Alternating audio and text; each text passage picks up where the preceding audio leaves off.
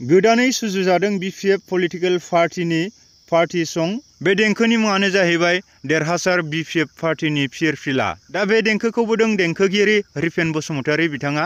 Ripen Basumatary बिथाङा सिगांनि समावबो नै आरो खनसेबाव BPF सरकारबाव बे देंखोखौ बोनानै BTC हालामनि बयजोंबो सिनायजानाय मोन्दों, अनसायजानाय मोन्दों आरो बिथाङा दा नैबे बुब्लियावबो देरहासार BPF पार्टीनि फिरफिला।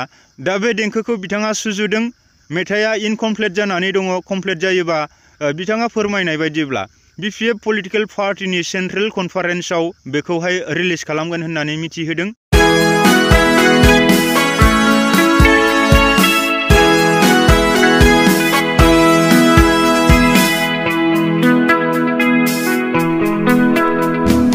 देरहासार BPF हान्जानि फिरफिला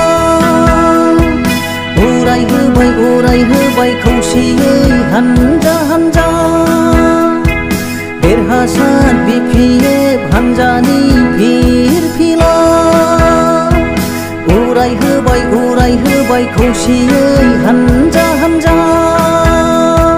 राजखान्थि फोथारनि बेनो जोंनि थुलुंगागिरि,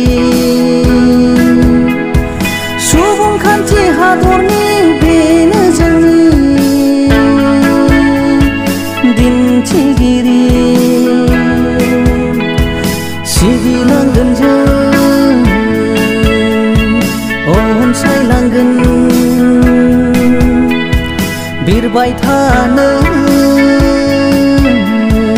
अख्रां गंसे। सिबिलांगोन जों, अनसायलांगोन,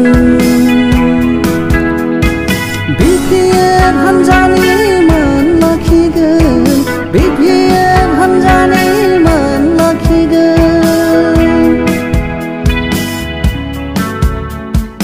राजखान्थि फोथाराव नांगोलनि सावगारिजोंनो